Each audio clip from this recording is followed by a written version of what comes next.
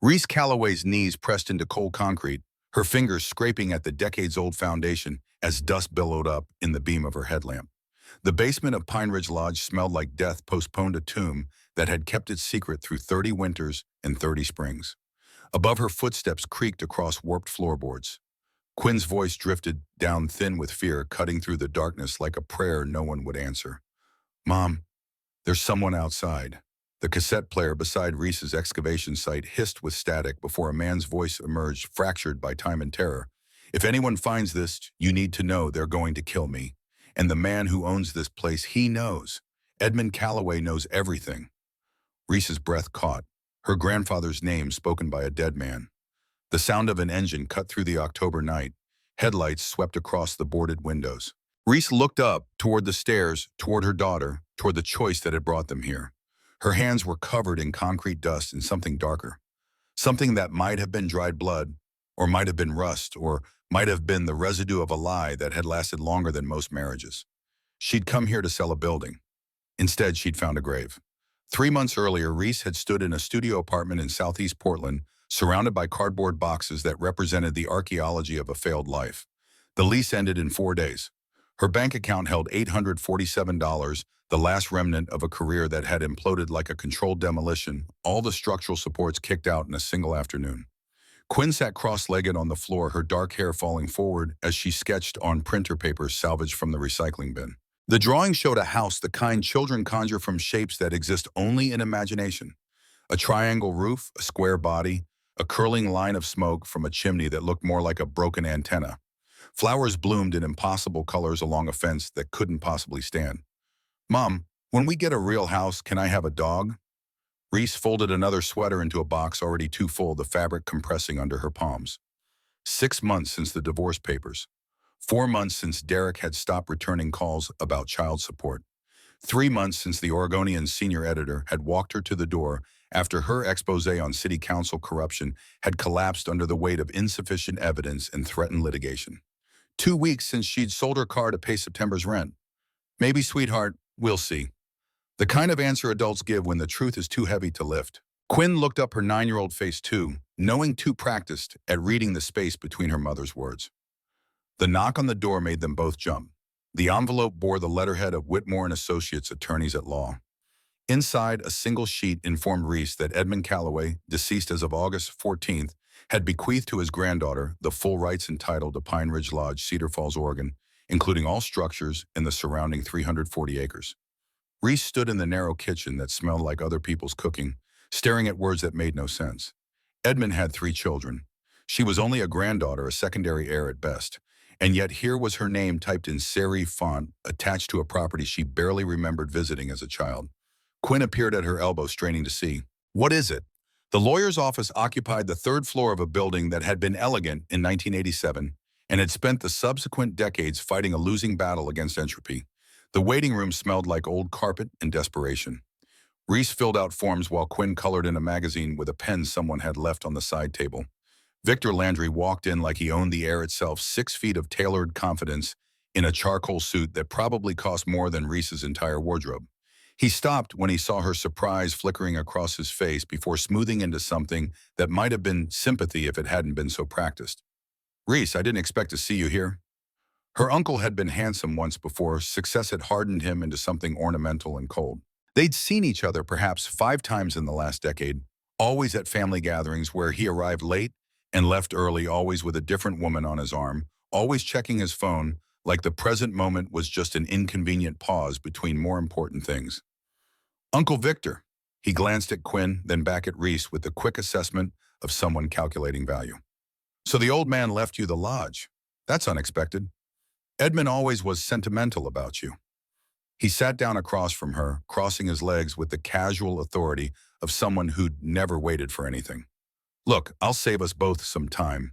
The place has been closed since 1994. It's a liability, structurally unsound, probably full of mold, and God knows what else. You're unemployed, raising a kid alone. I'm offering $200,000 cash, closing within the week.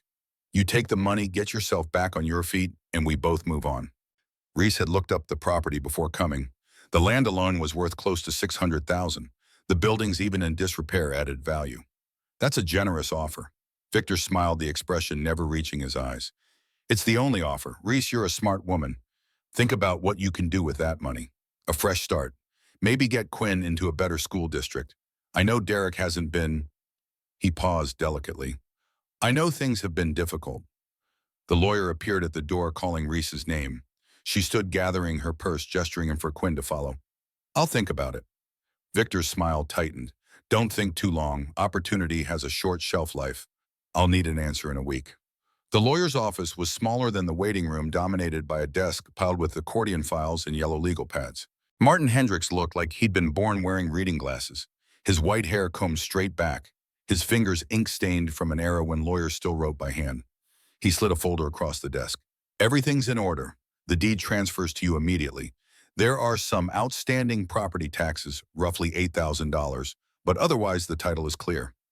Reese opened the folder, scanning documents that represented something she didn't want and couldn't afford. My grandfather, did he say why he left it to me? Why not my uncle or my mother? Hendricks leaned back in his chair, the springs creaking. Edmund came to see me 6 weeks before he died. He was very specific about his wishes. He said, the lawyer paused, pulling a handwritten note from beneath the property deed. He said you were the only one who would understand what needed to be done. The words made no sense. Reese hadn't spoken to Edmund in 2 years, hadn't seen him in 5. They'd been close when she was young, before life had pulled them into separate orbits, but understanding they'd barely known each other as adults. Hendricks pushed a sealed envelope across the desk. Her name was written on the front in Edmund's careful cursive. He asked me to give you this, said not to open it until you were at the lodge. The envelope was thick, something solid inside. Reese turned it over in her hands, feeling the weight of intention, the burden of last words. Quinn tugged at her sleeve. Mom, what's a lodge? It's like a hotel, baby, where people used to stay. Are we going to live there? Hendricks interjected before Reese could answer. I should mention your Uncle Victor has made several offers to purchase the property over the years. Edmund always refused. He was quite adamant about that. The drive to Cedar Falls took 3 hours, winding through valleys where lumber towns had calcified into collections of chain restaurants and evangelical churches. Quinn fell asleep against the window, her breath fogging the glass. Reese drove with the envelope on the passenger seat. Edmund's final words sealed in paper, waiting for a moment she wasn't sure she wanted to arrive. The turnoff to Pine Ridge Lodge was barely marked, a wooden sign so weathered the letters had become suggestions. The access road was gravel that had surrendered to potholes and encroaching blackberry vines. The forest pressed close, Douglas fir and hemlock, creating a canopy that turned afternoon into dusk. Then the trees opened up, and there it was. Pine Ridge Lodge looked like abandonment given physical form. 2 wings of single-story rooms extended from a central office building, the whole structure forming a shallow U around a courtyard of cracked asphalt and dead grass. White paint had peeled away to gray wood beneath, creating a patchy, diseased appearance. 7 of the 12 windows were broken, the glass long since carried away by winter vandalism. The sign that had once announced vacancies, now hung by a single chain, the rest of it collapsed into the weeds below. Reese pulled up to what had been the main entrance and cut the engine. Silence rushed in, broken only by the tick of cooling metal and the distant complaint of crows. Quinn woke slowly, rubbing her eyes. This it? The disappointment in her daughter's voice was a knife between Reese's ribs. Yeah, baby, this is it. It looks like a place where ghosts live. Out of the mouths of children, truth arrives unvarnished. Reese got out of the car, her shoes crunching on gravel mixed with broken glass. The air smelled like rot and pine sap, the particular scent of the Pacific Northwest when nature starts reclaiming what humans abandon. Ivy had conquered the porch pillars, thick as a man's arm, strangling the wood beneath. The front door hung crooked on its hinges. She opened the envelope. Inside was a brass key with no number, worn smooth by decades of handling. Beneath it, a note in Edmund's handwriting. Reese, don't sell to Victor. Don't trust him. Find room 6. I'm sorry for everything. Grandpa. Room 6. Reese looked at the row of doors stretching away from the office. Numbers were still visible on some 1, 2, 3, 4, 5 on the left wing. Then on the right, 7, 8, 9, 10, 11, 12. Her eyes tracked back and forth between the 2 wings. There was no room 6.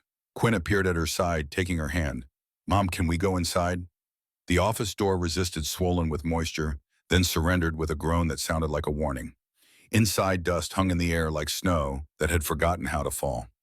The check-in desk remained in place, its surface covered in mouse droppings and the desiccated corpses of flies. Behind it, a keyboard held a dozen hooks, most empty, a few still clutching keys attached to plastic tags.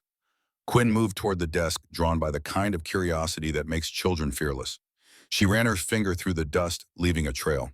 This place is really old. 23 years since anyone stayed here. Reese found the logbook beneath the counter, its pages brittle with age. She opened it carefully, watching names and dates scroll past the Johnsons from Tacoma, checking in for a weekend in June 1993. The Hartley family. August of that year, 3 nights. Page after page of lives passing through, each one documented in Edmund's careful hand, until October 1993. Then the entries stopped. The last page had been torn out. Only fragments remained, caught in the binding. Reese could make out parts of letters, the loop of what might have been a capital G, the straight edge of an H. Someone had removed the record, deliberately tearing close to the spine. Quinn's voice called from across the lobby. "Mom, look at this!" She stood at a framed map of the property, yellowed behind cracked glass. The map showed the lodge's layout, the office building, the 2 wings of rooms, the parking area, the maintenance shed out back. Quinn's finger traced the left wing, counting under her breath. 1, 2, 3, 4, 5. Then she jumped to the right wing. 7, 8, 9, 10, 11, 12.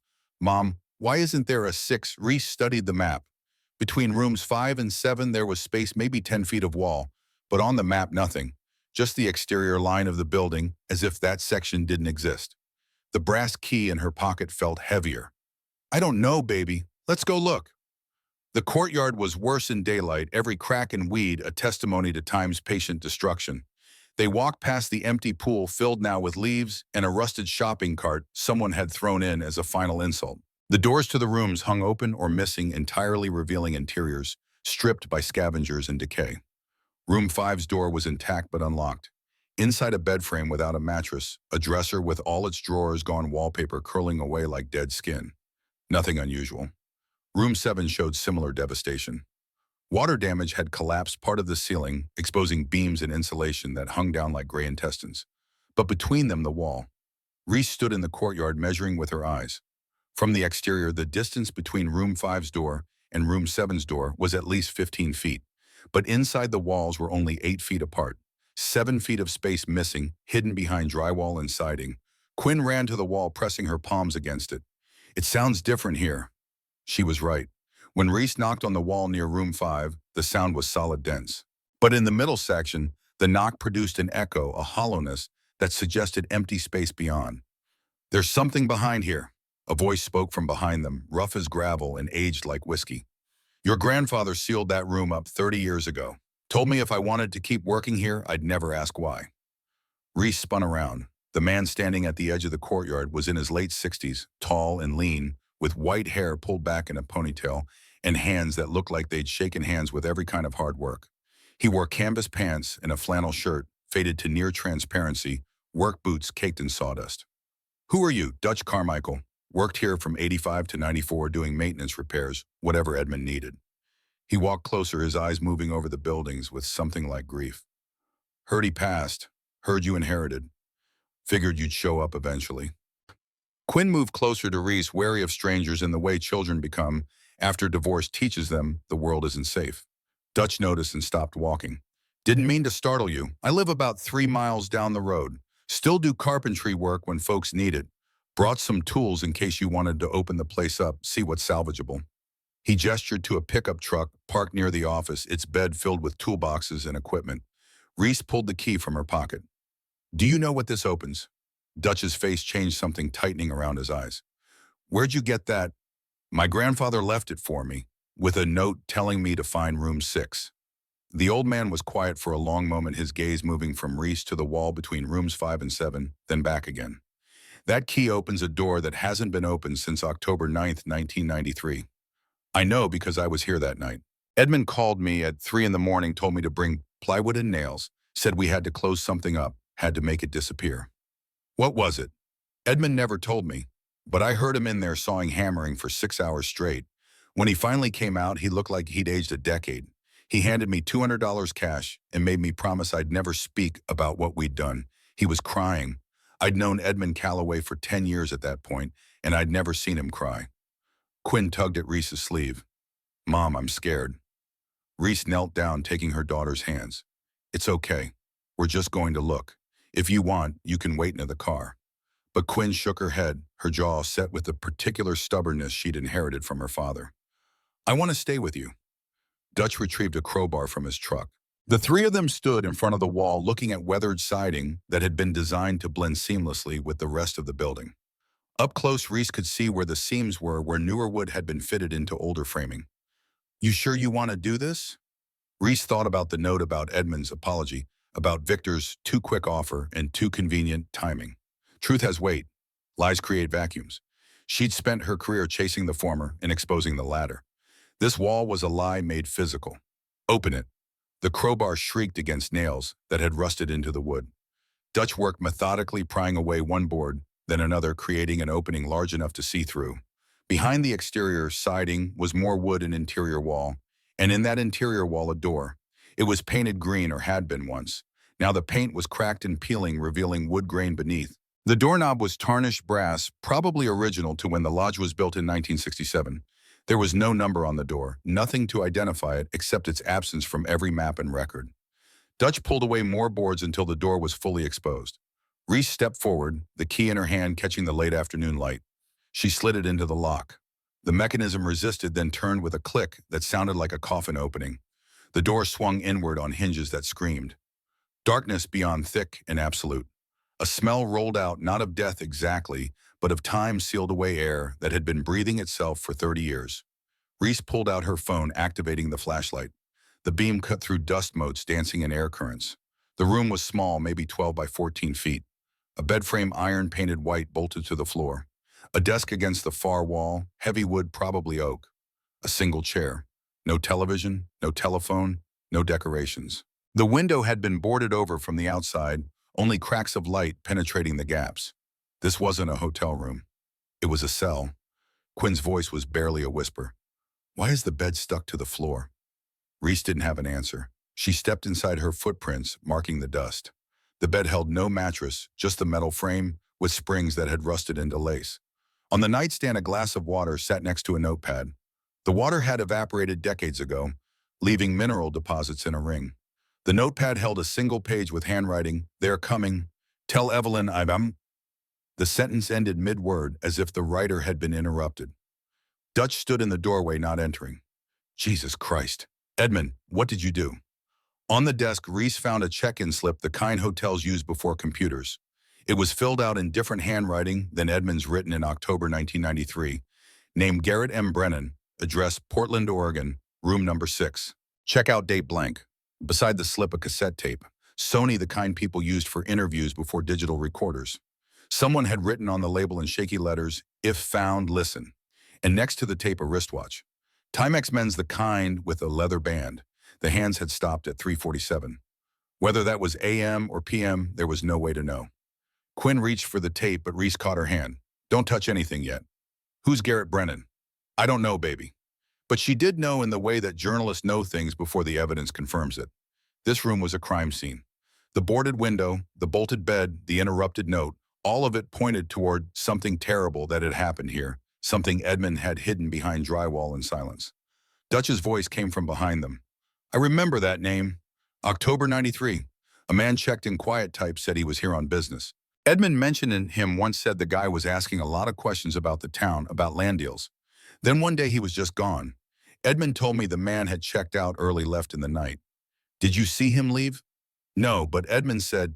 Dutch stopped, his face going pale. Oh God. Edmund said he left. But if this room has been sealed since that night, Reese finished the thought. Then Garrett Brennan never left at all. They found a cassette player in the office, an old Sony boombox that had been sitting on a shelf since the Clinton administration. Reese loaded the tape, her hands steadier than her heartbeat. Quinn sat on the floor, her knees pulled up to her chest. Dutch stood by the window looking out at the gathering dusk. Reese pressed play. Static, first the hiss of magnetic tape that had been sitting in silence for 3 decades. Then a voicemail, middle-aged, with the careful diction of someone who knows they might only get one chance to be heard. My name is Garrett Michael Brennan. Today is October 7th, 1993. I'm a private investigator based in Portland, Oregon. I've been locked in this room for 48 hours. There's no phone. The window is nailed shut from the outside. The door is locked from the hall. Quinn's hand found Reese's, squeezing tight. I was hired by a law firm representing the Cascade Valley Environmental Coalition. They suspected corruption in the sale of Pine Ridge State Park land to a development corporation. 340 acres of public land sold for 30 cents on the dollar to Cascade Development Corporation. I spent 8 months investigating, following the money recording, conversations, building a case. Garrett's voice was steady, professional, but underneath ran a current of fear. Cascade Development is owned by Victor Landry and several silent partners. They bribed 4 of the 5 Cedar Falls City Council members, paying a total of $2.1 million to push through the sale. They laundered the money through legitimate construction projects, making it look clean. They used this lodge as a meeting place somewhere off the public record. Reese felt her stomach drop. Victor Landry, her uncle, the owner of this lodge, Edmund Calloway, he wasn't part of the original conspiracy, but they paid him $75,000 to look the other way, to let them use the place for meetings. He needed the money. His wife had just died of cancer. The medical bills nearly bankrupted him. So he took their money and he kept quiet. Dutch made a sound like a wounded animal. I checked in here 3 days ago as a regular customer.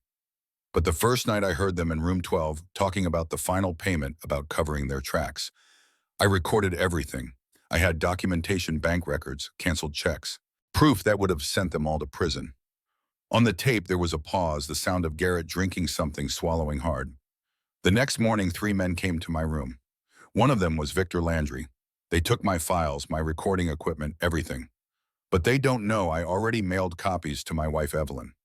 She has instructions to open a safety deposit box at First National Bank in Portland if I don't call her by October 10th. The account number is 847392. Everything is there. All the evidence they think they've destroyed. Quinn was crying now, silent tears streaming down her face. Reese put an arm around her daughter but couldn't look away from the boombox, couldn't stop the tape. They've locked me in here.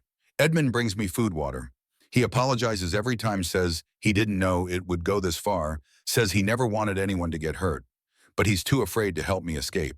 They've threatened his family, his granddaughter, a little girl named Reese. The world tilted. Reese heard her own name coming from a dead man's mouth, heard the moment her grandfather chose silence over justice, heard the transaction that had saved her life while costing Garrett Brennan his. I'm scared. I have a wife, an 8-year-old son named Connor. I promised them I'd come home, but I don't think. The recording cut off abruptly. Sounds of a door opening, multiple footsteps, a new voice, harder, commanding. Brennan, time's up. Garrett's voice desperate now, all professionalism gone. No, wait, I won't talk. I swear I'll sign whatever you want. The second voice colder. You know too much. We gave you a chance to walk away. Please, I have a family. Evelyn, tell her I. A sound like a hammer hitting a watermelon. A scream cut short, then dragging the scrape of something heavy being pulled across the floor. Edmund's voice breaking. Oh God, what have we done? The tape went silent. Reese stood frozen, the room spinning around her. Quinn sobbed against her side. Dutch had sunk into a chair, his face in his hands. 30 years ago in this room, a man had been murdered, and her grandfather had helped hide it. Reese spent that night in the office, unable to sleep, unable to think about anything except Garrett Brennan's voice and the sound that had followed. Quinn finally passed out on a sleeping bag Dutch had brought from his truck, exhausted by fear and confusion. Dutch himself had gone home after promising to return in the morning, his face gray as ash. Alone in the dark, Reese went back to room 6. She pulled out her phone, photographing everything. The check-in slip, the watch, the notepad, the tape. She worked systematically, documenting every detail the way she'd been trained, building a case the way Garrett Brennan had tried to build his. Then she searched. Behind the desk, a panel in the wall looked different from the others. Reese ran her fingers along the edges, finding a seam. She worked a fingernail into the gap and pulled. The panel came away, revealing a cavity behind the drywall. Inside, a plastic tube, the kind used to protect architectural drawings. Reese pulled it out, her heart hammering.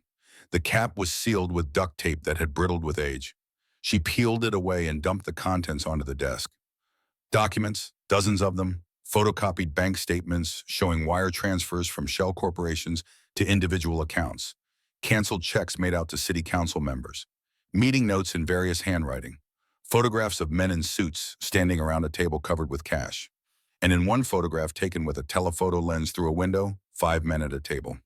Reese recognized two of them, Victor Landry younger, but unmistakable, and Edmund Calloway, her grandfather, his hand on a stack of bills, his face twisted in an expression that might have been shame, or might have been fear, or might have been the moment a good man realized he'd become something else.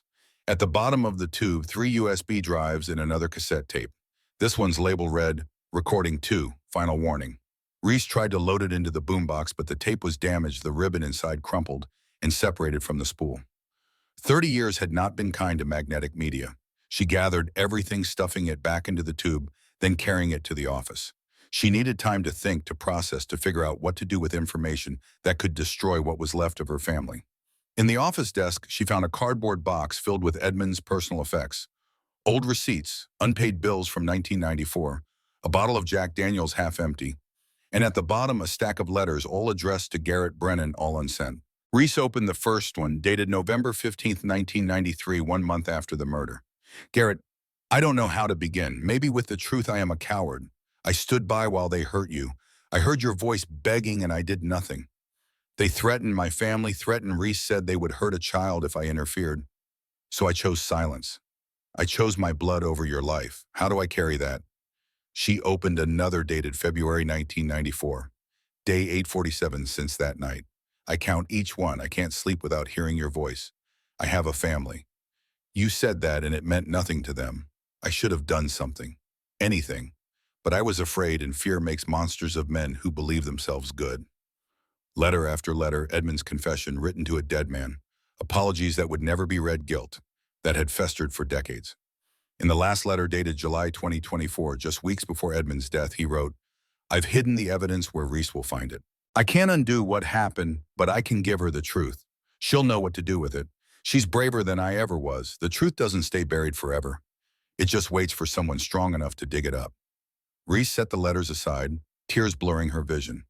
Her grandfather hadn't been a villain. He'd been a man who made an impossible choice and spent the rest of his life paying for it. But that didn't change what needed to happen next. She pulled out her phone and searched for Garrett Brennan. The results appeared immediately: a missing persons report from October 1993, a small article in the Cedar Falls Gazette about a Portland investigator who'd vanished without a trace. There was a photo, grainy and scanned from newsprint. Garrett Brennan, 41, smiling in a professional headshot, dark hair going gray at the temples, kind eyes, alive once, before this place, before Victor, before Edmund's silence. The article mentioned his widow Evelyn Brennan and a son, Connor, 8 years old. Reese did the math. Connor would be 41 now, maybe still in Portland, maybe still wondering what happened to his father. She searched for Evelyn Brennan and found an obituary from 2023, dead less than a year ago at 74. The obituary mentioned she was survived by her son Connor, a cardiologist in Seattle. Reese's phone buzzed. A text from an unknown number. This is Victor. I know you're at the lodge. We need to talk. Don't do anything stupid. She stared at the screen. He knew. Of course he knew. This was his town, his property deal, his secret. He'd probably been watching the place for years, waiting to see if Edmund would ever talk, if the past would ever surface. Another text arrived. 2 weeks. That's how long my offer stands. After that, things get complicated. Reese looked at Quinn, still sleeping, her face peaceful in a way it hadn't been for months. She looked at the box of Edmund's letters, at the tube of evidence, at the cassette tape that held a dead man's final words. The journalist in her knew what came next. Exposure, investigation, justice, if such a thing still existed for crimes this old. But the mother in her remembered the men on the tape, their casual brutality, their willingness to kill, and remembered that they were still out there, still powerful, still willing to do whatever it took to protect their secret. She texted back, I need time to think. The response came immediately. Time is a luxury neither of us can afford. Then another message. Quinn is lovely, by the way, 9 years old, Riverside Elementary. Mrs. Patterson's 4th grade class. She takes the bus home, Route 47. You should be careful. The world is dangerous for little girls. Reese's blood turned to ice. The phone shook in her hand. He was threatening Quinn. Not subtly, not indirectly, a direct threat against her daughter. She texted back with shaking fingers, stay away from my daughter. Then stay away from the past. Some things are better left buried. Reese sat in the dark weighing choices. She could call the police, but Victor had already mentioned the sheriff took money from Cascade Development. She could call the FBI, but with what proof? A 30-year-old cassette tape and some documents that might not be admissible. She could go to the press, but she'd been fired from the press and her credibility was shot. Or she could take the money and run. $200,000, maybe 150 after taxes, enough to start over somewhere far from here, somewhere Victor Landry's shadow didn't reach. But then what? Live knowing she'd buried Garrett Brennan a second time? Teach Quinn that truth matters right up until it becomes inconvenient. Dawn broke over the Cascade Mountains, gray light filtering through dirty windows. Quinn stirred, waking slowly. Mom, I'm here, baby. Are we going home? Reese looked around the office at the lodge that had become a tomb at the evidence that could blow apart her family and maybe get them killed in the process. I don't know yet. Dutch arrived at 8, his truck loaded with cleaning supplies and tools. He'd brought coffee and breakfast sandwiches from a place in town still hot. They ate in silence, the three of them, while the morning grew lighter and the choice grew heavier. Finally, Dutch spoke. What are you going to do? Reese pulled out the cassette tape, the documents, the photographs. I'm going to finish what Garrett Brennan started. Dutch nodded slowly. That's going to be dangerous. I know. Victor has connections, money. He's not going to let this go without a fight. I know that too. Quinn put down her sandwich. Mom, I'm scared. Reese pulled her daughter close. Me too. But sometimes being scared is what happens when you're about to do something brave. That night, Reese called the number Evelyn Brennan had listed in her obituary. A man answered on the third ring. Hello. Is this Connor Brennan? Who's calling? My name is Reese Calloway. I'm calling about your father. Connor Brennan's voice carried the wariness of someone who'd learned not to trust unexpected phone calls. The silence after Reese introduced herself stretched long enough that she wondered if he'd hung up. My father has been dead for 31 years. What could you possibly have to tell me about him? He's not dead, not officially. He's missing, and I know where he is. The line went quiet again, but this time she could hear breathing, could feel the weight of hope warring with decades of disappointment. Who are you? My name is Reese Calloway. My grandfather owned Pine Ridge Lodge in Cedar Falls. Your father was staying there when he disappeared. I found room 6. The sharp intake of breath told her everything. Connor knew about the room. Or at least he'd heard his mother mention it, had seen her awake from nightmares about doors that wouldn't open and calls that never came. What did you find? Reese looked at Quinn, asleep on the floor of the office, then at Dutch, standing by the window, his face carved from guilt and moonlight. Everything. The cassette tapes, the documents he hid, and I think I know where he is. Connor's voice broke. My mother died last year. She spent 3 decades believing my father abandoned us, that he chose something else over his family. I became a doctor because I wanted to be the kind of man she said he was, not the kind who runs away. If you're telling me she was right all along. She was. Your father was a hero. He died trying to expose corruption, and the people who killed him are still out there. Who? Reese told him. About Victor, about the development deal, about Edmund's complicity and regret, about Clayton Mercer and the empire built on blood money and silence. Connor listened without interrupting, and when she finished, his voice had gone cold and hard. What do you need from me? Your mother had a key to a bank vault in Portland. Your father mentioned it on the tape. He said everything was there. I have it. She gave it to me before she died, made me promise I'd open it someday. I never did. I was afraid of what I'd find. I need what's inside. When Buster, tomorrow, can you meet me in Portland? I'll be there. Margot Riley arrived at Pine Ridge Lodge the next morning, driving a Subaru held together by bumper stickers and optimism. She was 24 with dark hair cut short and eyes that took in everything with the intensity of someone who'd learned the world makes more sense through a camera lens. She'd driven 3 hours from Eugene after Reese had found her through a journalism forum where young reporters shared war stories about impossible sources and editors who didn't understand that truth requires patience. Dutch was replacing window glass in room 4 when Margot pulled up. He watched her get out, hauling equipment bags and a laptop case, and shook his head. You sure about bringing in outsiders? Reese helped Margot carry her gear into the office. We need someone who knows how to handle digital evidence, someone who understands how to make this story bulletproof. Margot set down her laptop and looked around the office, her gaze lingering on the keyboard with its missing keys, the logbook with its torn page, the atmosphere of secrets kept too long. This place feels like a crime scene that never got investigated. Because it is. Over coffee that tasted like pennies, Reese showed Margot everything. The cassette tapes, the documents from the wall, Edmund's letters. Margot took notes in shorthand that looked like Arabic crossed with advanced mathematics, her pen racing across pages as Reese walked her through 3 months of discovery. When Reese played the first tape, Margot closed her eyes and just listened. When Garrett's voice cut off and the sound of violence filled the room, Margot's hand clenched around her pen hard enough to leave dents in her palm. Jesus, you have a recording of them killing him. We have a recording of someone being hurt. We don't have a body. Not yet. Dutch said it's in the basement. Dutch said he saw them carry something to the basement. That's not the same as proof. Margot opened her laptop, fingers already flying across the keys. What are you doing? Building a timeline, documenting everything. If we're going to do this, we need to be methodical. Journalists who cut corners get sued. Or worse. Quinn wandered in from room 3, her hair tangled from sleep, her yellow-painted fingers evidence of yesterday's work. She looked at Margot with the suspicion children reserve for new adults in their orbit. Who are you, Tassom? Margot, I'm a reporter. I'm helping your mom. Are you going to make the bad men go to jail? Margot glanced at Reese, then back at Quinn. I'm going to try on. Good.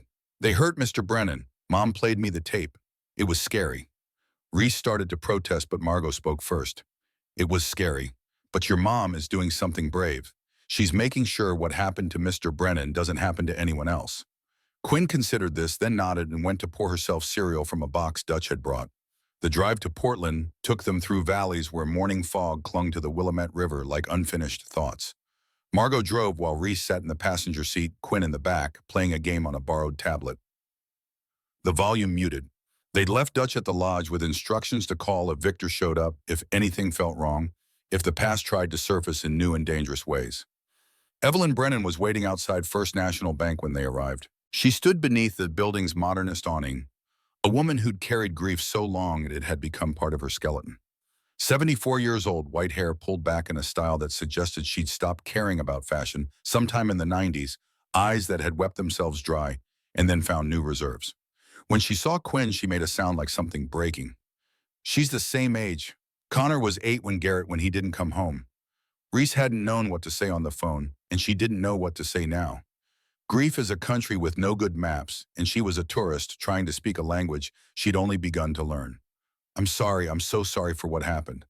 Evelyn shook her head. Don't apologize. You didn't kill him. You're the first person in 31 years who's tried to find out who did. Inside the bank, they were escorted to the vault by a manager who clearly thought this was irregular but couldn't find a regulation to prevent it. The safety deposit box was large, one of the old-style containers from before digital security, from when banks still believed in the weight of metal as deterrent. Evelyn's hands shook as she fitted the key into the lock. It turned with a click that sounded like a door opening in a house that had been abandoned, and when she lifted the lid, the smell of old paper and preserved time drifted out.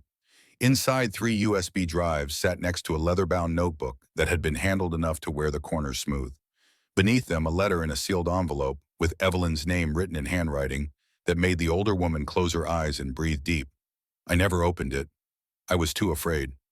Afraid he'd written goodbye. Afraid he'd explain why he chose to leave. He didn't leave. He was taken. Evelyn opened the envelope with hands that had practiced this motion in dreams for 3 decades. She read in silence, lips moving slightly, tears tracking down her face in paths worn smooth by grief. When she finished, she handed the letter to Reese. The handwriting was neat, controlled the script of someone who'd learned to write reports and wanted to be understood. Evelyn, if you're reading this, I didn't make it home. I'm sorry, I tried. But what I found is bigger than I thought, and the people involved are more dangerous than I imagined.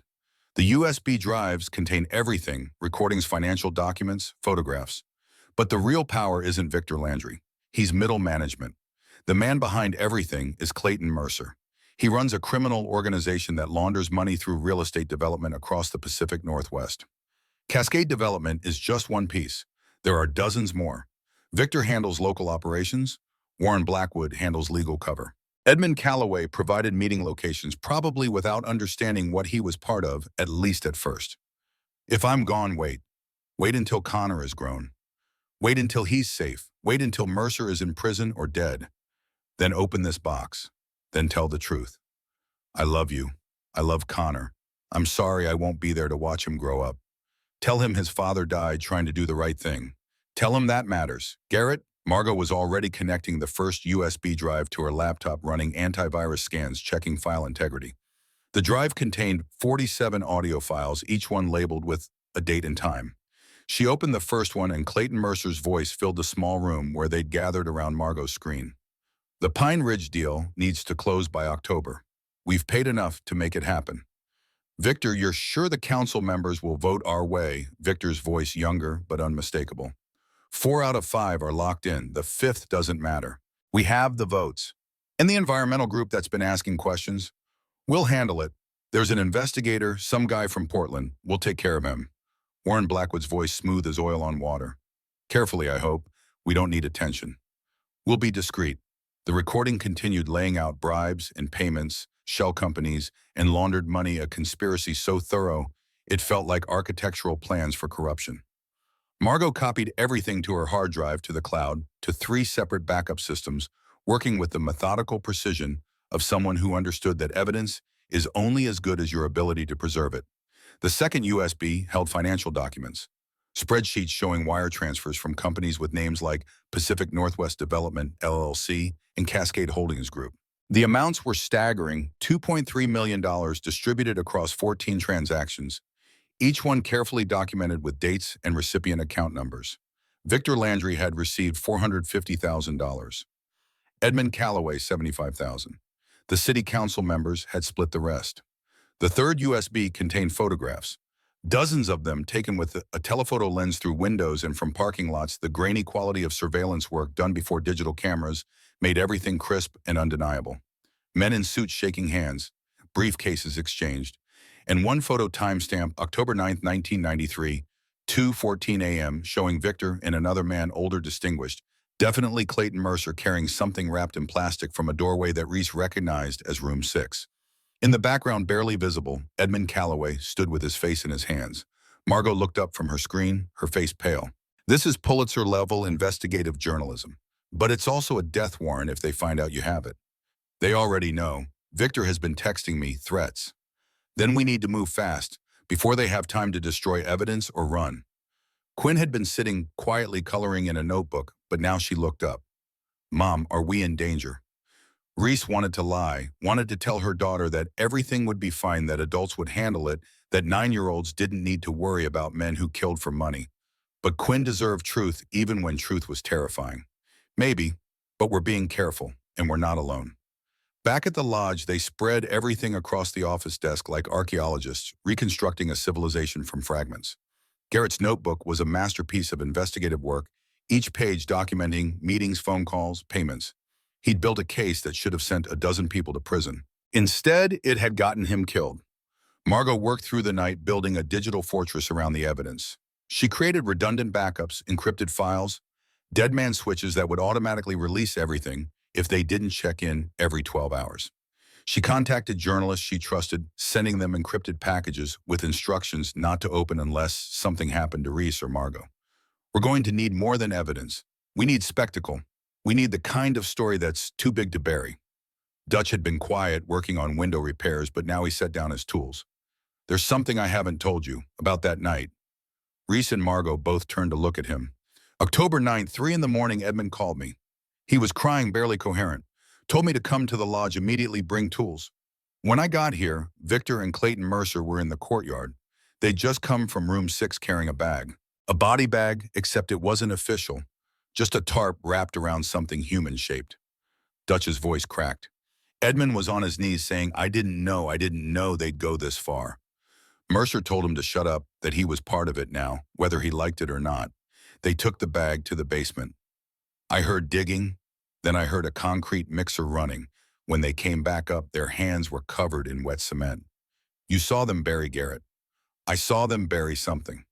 Edmund told me later it was a leak repair, that we'd poured new concrete to fix a foundation problem. But the concrete in the basement, there's one section that's 30 years newer than the rest, right in the corner under where room 6 sits. Margot was already making notes. Can you show us exactly where the basement was darker than Reese remembered, the single bulb casting shadows that moved like living things? Dutch led them to the northeast corner, where the concrete floor did indeed look different, smoother, lighter in color, poured with less care than the original foundation. Here, this is where they dug. Reese knelt down, pressing her palm against the concrete. Somewhere beneath her hand, Garrett Brennan had been waiting 31 years for someone to care enough to look. We're going to excavate this. We're going to find him. And then We're going to make sure everyone knows what happened. Margot pulled out her phone already thinking logistics. We'll need to live stream it, document everything, make it impossible to cover up. Victor will try to stop us. Then we do it fast, and we do it publicly. He can't kill us if 10,000 people are watching. They planned through the night. Margot contacted journalists she'd worked with, sent anonymous tips to news organizations, created social media accounts that would automatically post evidence if anything happened to them. She built a machine designed to make truth inevitable. Dutch gathered tools, pickaxes, shovels, a jackhammer he borrowed from a friend who did demolition work. They would need to break through 6 inches of concrete, then excavate however deep the grave went. Evelyn arrived the next morning having driven from Seattle overnight. She looked at the basement, at the concrete floor, at the place where her husband had spent 3 decades in darkness. I want to be here when you find him. The text from Victor came at sunset. I know what you're planning. Don't. You have one more chance to take the money and walk away. After that, I can't protect you. Reese texted back. I don't want your protection. I want justice. His response was immediate. Justice is expensive. Ask yourself if you can afford the price. Then another message, this one with a photo attached. Quinn walking to the school bus that morning, her backpack bright yellow against the gray Oregon sky. The angle suggested it had been taken from a car parked across the street. Cute kid. Be ashamed if something happened to her. Reese's hands shook so hard she nearly dropped the phone. Margot took it from her, read the messages, and her face went hard. We call the police. This is a direct threat. The police work for him. Dutch said the sheriff takes $50,000 a year from Cascade Development. Then we call the FBI. With what evidence? A text message. By the time they investigate, Quinn could be... She couldn't finish the sentence. Couldn't make the possibility real by speaking it aloud. Dutch had been listening from the doorway. We move up the timeline. We do the excavation tonight, right now, before Victor has time to act. It's not ready. We don't have all the media contacts lined up. The FBI hasn't. Then we work with what we have. You've already sent them the encrypted files. They'll be watching even if they don't know it yet.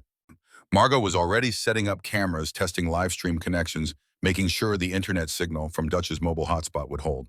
I can have us live in 20 minutes, but once we start, we can't stop.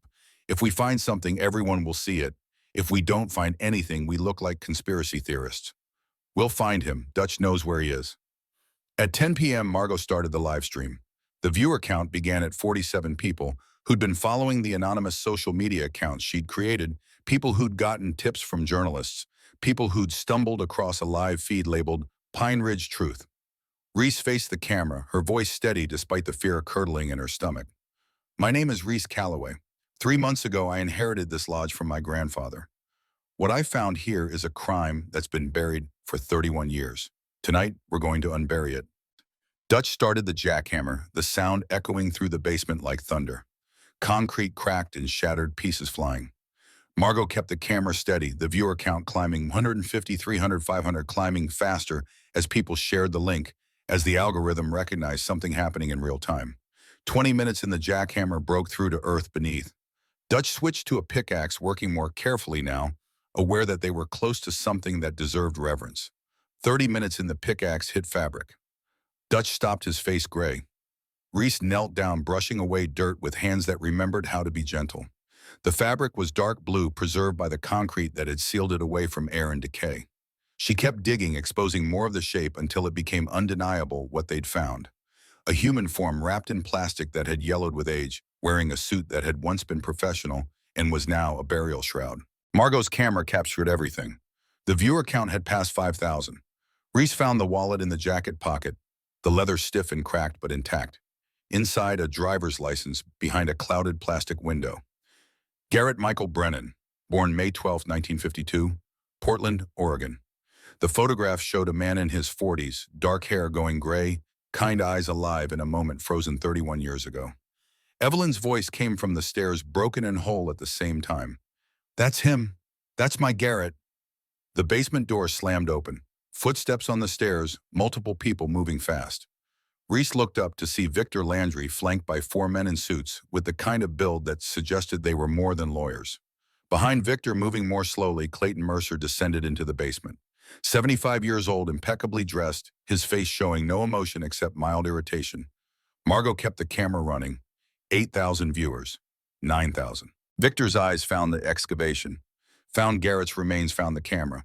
You stupid bitch, you have no idea what you've done. Reese stood up, placing herself between Victor and the grave. I know exactly what I've done. I've found a murder victim, and 50,000 people are watching me do it. The viewer count had hit 12,000, climbing every second. Clayton Mercer's voice was smooth as poisoned honey. Ms. Calloway, this is unfortunate. We could have resolved this quietly. Instead, you've chosen spectacle. But spectacle without proof is just theater. And I have very good lawyers. I have your voice on tape confessing to murder. I have financial records showing bribes. I have photographs of you disposing of Garrett Brennan's body. Circumstantial, inadmissible, 30 years old. My lawyers will tie this up in court until you're bankrupt from legal fees. Margot spoke from behind the camera, her voice carrying across the live stream. 14,000 people are watching you threaten a witness right now. Clayton's expression flickered the first crack in his composure. He looked at the camera, at the red light that meant everything was being recorded, broadcast saved to servers around the world. Turn that off. No, I said turn it off. And I said no, you killed Garrett Brennan. You bribed city officials. You built an empire on corruption and murder. And now everyone knows. Clayton turned to his men. Destroy the cameras, all of them. They moved forward, but before they could reach Margot, sirens erupted outside. Not one or two, but dozens, an orchestrated response that filled the night with red and blue lights. Dutch smiled from where he stood near the stairs. I called the FBI 2 hours ago, told them we'd found a body and that the people responsible might try to stop us from reporting it. Turns out they were already interested in Cascade development. Something about a multi-state investigation into money laundering. The basement door burst open again, but this time it was federal agents in windbreakers, weapons drawn, voices sharp with authority. FBI, everyone on the ground now. Clayton Mercer didn't move, his face frozen in an expression of disbelief. Victor started to run, made it 3 steps before an agent tackled him into the dirt floor. Agent Rodriguez, 50-something, with eyes that had seen enough to be surprised by nothing, approached the excavation site and looked down at Garrett' remains. Ms. Calloway, this is an active crime scene. You should have called us before you started digging. I did call you 2 hours ago. I just didn't wait for permission. Rodriguez almost smiled. Your evidence package arrived this afternoon. Most thorough documentation of a criminal conspiracy I've seen in 20 years. We were preparing warrants when we got the call about the excavation. He looked at Clayton Mercer being handcuffed by 2 agents.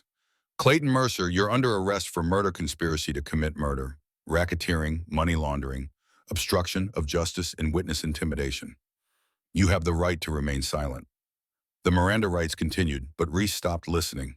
She looked at Evelyn, who had sunk to her knees beside Garrett's grave, her hand touching the earth above her husband's remains. Quinn appeared at the top of the stairs, Dutch having kept her in the office during the excavation. She looked at the police, at the body, at her mother covered in dirt and concrete dust. Mom, did we win? Reese pulled her daughter close.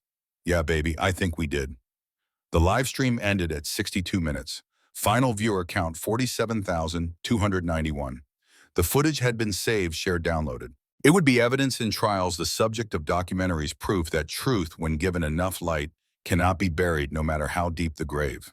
Outside news vans had arrived, journalists shouting questions. Rodriguez was giving a statement confirming the arrest, confirming the body, confirming that this was connected to a larger investigation that had been ongoing for months. Margot shut down her equipment, her hands shaking with adrenaline and relief. We did it. We actually did it. Reese looked at the basement, at the hole in the concrete, at the place where Garrett Brennan had waited 3 decades for someone to care enough to dig. No, he did it. We just finished what he started. The morning after Garrett Brennan's grave opened, Cedar Falls woke to find itself famous. National news trucks lined Main Street like metal locusts, satellite dishes pointed at a sky that offered no answers. CNN interviewed the owner of the diner. Fox News set up outside City Hall.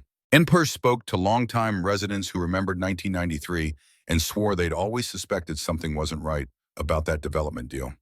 Reese watched from the lodge office as reporters trampled what was left of the courtyard landscaping.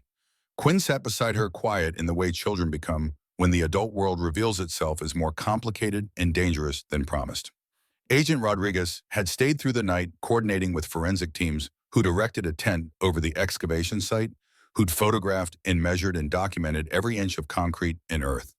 They'd removed Garrett's remains at dawn, treating the body with the reverence reserved for evidence, that might finally speak after decades of enforced silence. Rodriguez appeared in the doorway, his suit rumpled from a night without sleep. "We'll need your formal statement. All of you. Dutch, you especially, since you witnessed the burial. Am I going to be charged as an accessory? That's not my call, but you came forward voluntarily after 31 years of silence. That counts for something. The fact that you were threatened into silence counts for more." Evelyn had spent the night in room 3, the same room where Quinn had been sleeping, as if proximity to the child could somehow reverse time and give her back the years with Connor that Garrett's murder had stolen. She emerged now, her face puffy from crying but her spine straight. "When can I bury him properly, I mean?" Rodriguez softened in the way federal agents sometimes do when confronted with grief that has calcified into permanent weight. "After the forensics are complete. Could be weeks, could be months. But you'll get him back. And when you do, he'll have justice beside him." The press conference happened at noon on the steps of the Cedar Falls courthouse. Rodriguez stood at a podium, bristling with microphones while cameras clicked like insects. Reese stood to the side with Dutch and Margot watching as the FBI agent transformed 31 years of silence into official record. At approximately 10:15 p.m. last night, the remains of Garrett Michael Brennan were recovered from Pine Ridge Lodge. Mr. Brennan, a private investigator from Portland, was reported missing on October 10, 1993. Preliminary examination confirms the remains are consistent with his description and identification found at the scene. We have arrested Clayton Mercer, age 75, and Victor Landry, age 45, on charges of murder, conspiracy, racketeering, and money laundering.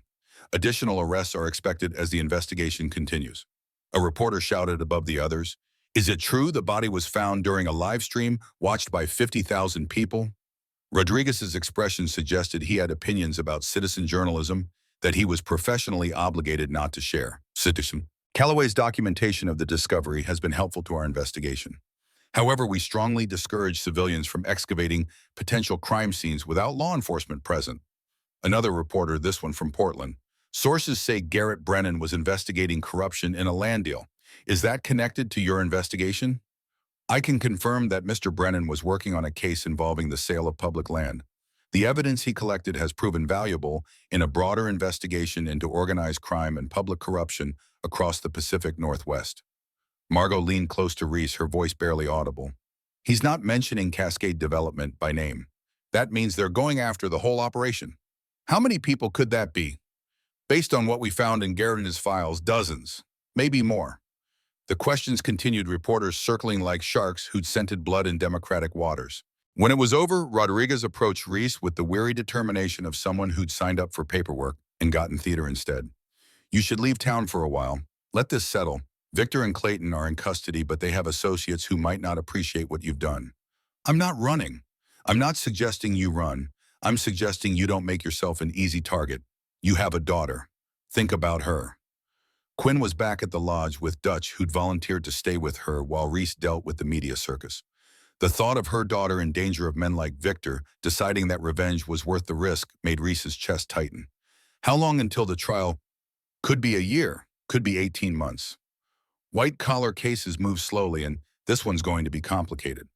Multiple defendants, 30 years of records to authenticate witness testimony that relies on memory degraded by time. Will you need me to testify? Count on it. You found the body. You preserved the evidence. You're the thread that connects 1993 to now. That night, Reese sat in room 6 with the door open and the lights on the space no longer a tomb, but not yet transformed into anything else. She'd brought Edmund's letters, reading them again, now that she understood their full weight. Her grandfather had been a coward who became a witness, a man who'd chosen survival over morality and spent 3 decades paying the compound interest on that choice. She couldn't forgive him. Forgiveness required a transaction Edmund wasn't alive to complete, but she could understand. Fear makes monuments of small men and reduces giants to rubble. Her grandfather had been neither, just human, flawed, and ultimately sorry. Margot appeared in the doorway, laptop under her arm. The story's gone national. We're trending on 3 platforms. The hashtag Pine Ridge Truth has been used 200,000 times in the last 12 hours. People love a conspiracy proven true. It's more than that. It's David versus Goliath. Single mother takes down criminal empire. It's the kind of story people need to believe still happens. Except I didn't do it alone. No, but you're the face of it, which means you need to be careful. I've been monitoring social media. Most of it's supportive, but there are threats. People saying you're destroying a good man's reputation, that Clayton Mercer is a philanthropist, that you're doing this for attention or money. Victor's people trying to control the narrative. Probably, but it doesn't matter. The evidence speaks louder than PR firms. 6 months later, Reese stood in a courtroom in Portland, her right hand raised, swearing to tell the truth. The room was packed, every seat filled with journalists, legal observers, and people who'd driven hours to watch justice attempt what it had failed to do in 1993. Clayton Mercer sat at the defense table, flanked by lawyers who looked like they'd been assembled from catalog photographs of competence. He'd aged in custody, the orange jumpsuit and institutional haircut stripping away the veneer of respectability. Beside him, separated by 2 seats in an ocean of mutual betrayal, Victor Landry stared at the table, his jaw tight. The prosecutor, a woman named Sarah Chen, who'd built her career on RICO cases, approached the witness stand. Ms. Calloway, please tell the jury what you found at Pine Ridge Lodge on the night of October 15th, 2024. Reese had practiced this, had gone over it with Agent Rodriguez and with Chen's team, but nothing prepared her for the weight of speaking truth into official record. I found Garrett Brennan's body buried in the basement, beneath 6 inches of concrete that had been poured on October 9, 1993, the same night he was murdered. How did you know where to look? Dutch Carmichael told me he'd witnessed the burial, and the evidence Garrett left behind confirmed it. Chen displayed photographs on screens positioned around the courtroom.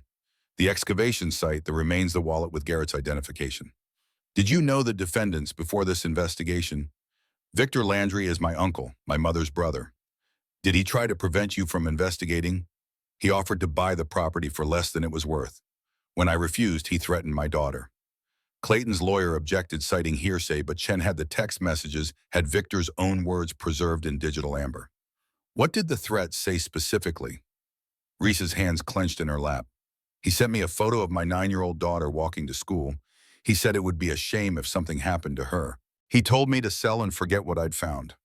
Murmurs rippled through the courtroom. The judge, a woman in her 60s who looked like she'd stopped being impressed by human depravity sometime during the Reagan administration, called for order. Chen continued through the evidence. The cassette tapes authenticated by audio forensics. The USB drives their files verified by digital analysts. The photographs that placed Victor and Clayton at the scene. Each piece built on the last, constructing a case that looked less like a theory and more like architecture. When it was the defense's turn, Clayton's lead attorney approached with the practiced skepticism of someone paid to disbelieve. Ms. Calloway, isn't it true you were unemployed when you inherited this property? Yes. Desperate for money. I had $800 in my bank account.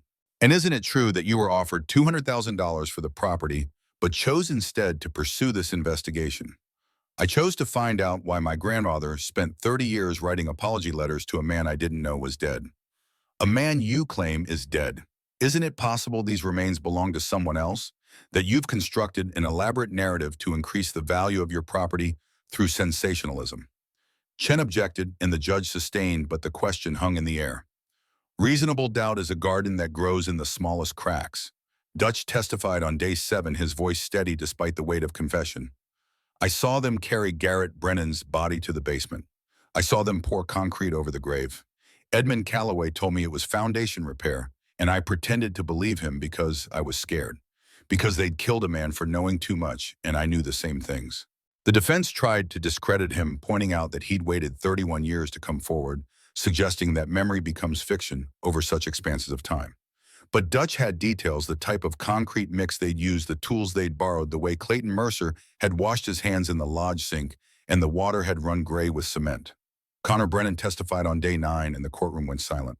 41 years old now, a cardiologist in Seattle, he wore a suit that looked uncomfortable and carried himself with the rigid posture of someone who'd built a life on top of unresolved grief. When Chen asked him to identify his father, Connor looked at the photograph of Garrett taken from the driver's license, and his voice broke. That's him. That's my dad. When did you last see him? October 4th, 93. He was leaving for a work trip. He kissed my mom, hugged me, told me to be good. He promised he'd be home by the weekend. Did he come home? No. And I spent the next 28 years believing he'd chosen not to. Chen let the silence stretch, let the jury sit with the weight of a child's abandonment transformed into a murder victim's legacy. What did you believe happened to him? I thought he'd left us, that we weren't enough. My mom defended him, said something must have happened, but I was 8 years old and all I knew was that my dad was gone. I became a doctor because I wanted to be the kind of man I thought my father should have been. Reliable, present, someone who doesn't walk away from his family. And now, Connor's hands grip the witness stand rail. Now I know my father died trying to do the right thing, that he didn't abandon us, that he was murdered by men who cared more about money than about an 8-year-old boy losing his father. And I know that if these men had faced justice 30 years ago, my mother wouldn't have spent 3 decades wondering what she'd done wrong. She died last year still carrying that weight, still believing somewhere deep down that maybe she hadn't been enough to make him stay. The defense attorney's cross-examination was brief, perfunctory. Even lawyers have limits to what they'll savage. The trial lasted 3 months. Garrett's cassette tapes were played for the jury, his voice filling the courtroom with evidence recorded in terror and fading into violence. Forensic accountants traced money through shell companies and offshore accounts, building spreadsheets that proved corruption with the absolute authority of mathematics. FBI agents testified about the broader investigation, about 2 other bodies found buried at Cascade development sites, about a criminal empire that had operated for 30 years beneath the respectability of civic philanthropy. On a Tuesday in April, the jury returned after 11 hours of deliberation. The foreman, a man in his 60s, who'd taken notes throughout the trial, stood to read the verdict. In the matter of the People versus Clayton Mercer, count 1 murder in the first degree, guilty. The word landed like a stone in still water ripples, spreading through the courtroom. Evelyn made a sound that might have been a cobra, might have been relief, finding voice after 3 decades. Count 2, conspiracy to commit murder, guilty. Count 3, racketeering, guilty. The litany continued through 17 counts, each guilty verdict, another nail in a coffin Clayton had spent 30 years believing was sealed. Victor's verdict came next, equally thorough, equally damning. When it was over, both men sat frozen, their lawyers already filing papers for appeals that would take years and cost millions and ultimately change nothing. The judge set sentencing for 2 weeks later. When that day came, she looked at Clayton Mercer with the cold assessment of someone who'd seen enough evil to recognize it without decoration. Mr. Mercer, you built an empire on corruption and murder. You showed no remorse. You attempted to intimidate witnesses even during this trial. You believed that wealth and influence placed you above consequences. You were wrong. She sentenced him to life without parole. He'd die in prison, and everyone in that courtroom would do it. Victor received 35 years. With good behavior, he might see freedom again. At 80, might spend his final years in a world that had forgotten him. Outside the courthouse, Evelyn stood with Connor facing a wall of cameras and microphones. She'd declined to speak during the trial, but now she had words that needed airing. Garrett Brennan was a good man, a father, a husband. He died doing what was right, and for 30 years his murder went unpunished. Today, justice finally caught up. It's late. It's 3 decades late, but it's here. Connor added his own weight to the moment. I grew up without a father because these men valued money over human life. My mother died believing my father had abandoned us. No sentence can give us back what was taken, but at least the truth is finally on record. Reese watched from the edge of the crowd, Quinn beside her. Her daughter had grown 4 inches in the past year, had started asking questions about justice and morality that didn't have easy answers. Mom, is it over now? The trial is over, but what comes next is up to us. Pine Ridge Lodge had transformed during the months of legal proceedings. Reese had used settlement money from a lawsuit against Cascade Development money that represented a fraction of what the company had stolen, but enough to fund reconstruction to renovate the buildings. The 12 rooms that had once housed transient travelers now served different purposes. Rooms 1 through 5 became office space for the Truth Project, a nonprofit dedicated to investigating cold cases and supporting families of missing persons. Room 6 remained untouched, except for cleaning, transformed into a memorial space with photographs of Garrett and a timeline of events, a place where truth resided in permanent exhibit. Rooms 7 through 12 provided temporary housing for families visiting Cedar Falls to work on their own cold cases, offered free of charge, funded by donations that had poured in after the trial. The main office became a coffee shop and community gathering space. Quinn, now 10 years old and growing into the kind of confidence that comes from watching your mother refuse to back down, worked behind the counter on weekends, learning to make lattes and small talk in equal measure. Dutch had moved into a cottage Reese built on the property, a small structure near the tree line where he could see the lodge but maintain privacy. He taught woodworking classes to local kids, shared stories about Edmund with anyone who'd listen, the good stories and the complicated ones, the truth unvarnished by sentiment. Margot had stayed on as director of research, her master's thesis on investigative journalism, and cold cases becoming a book that was currently being developed into a documentary series. She'd gotten married to a forensic accountant she'd met during the trial, someone who understood that truth requires patience and precision in equal measure. The Truth Project's first-year results exceeded every expectation. 15 cold cases taken on 6, solved completely 4 with major breakthroughs. Families found answers. Police departments reopened investigations. The model Reese had built began spreading, other organizations forming in other states, all dedicated to the principle that truth doesn't expire and justice doesn't have a statute of limitations. One afternoon in late summer, a woman in her 60s approached the lodge carrying a photograph. Reese was in the garden planting native species where the cracked asphalt had been torn up. Quinn was helping, her hands covered in soil, her face bright with purpose. The woman stopped at the edge of the garden, clutching the photograph like a lifeline. "Are you Reese Calloway?"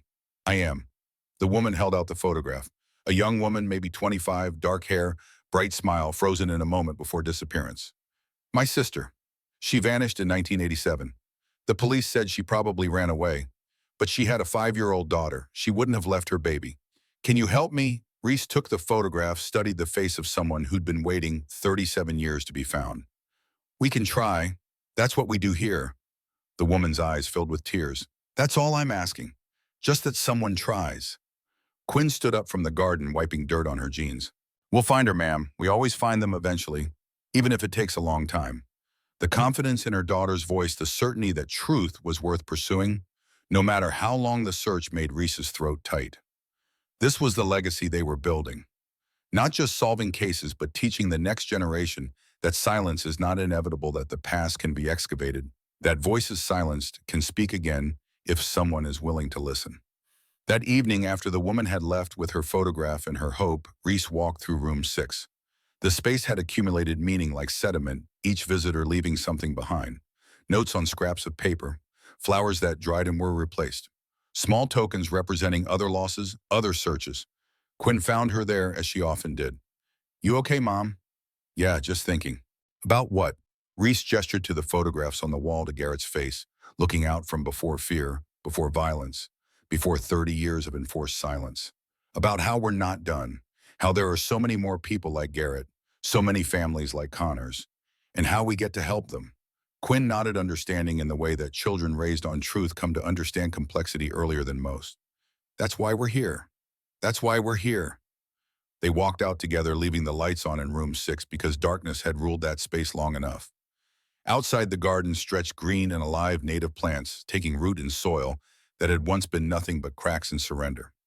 Dutch's cottage glowed warm in the distance. The lodge itself stood solid against the evening sky, windows gleaming purpose, radiating from every restored board. Truth doesn't die when we bury it. It just waits. And when someone brave enough returns, when they're willing to dig through concrete and fear, and decades of looking away, the dead finally get to speak. Justice, however delayed, however imperfect, finally arrives. The lights in room 6 would stay on every night, a beacon for anyone still searching. A promise that here in this place that had once been a tomb, truth now lives.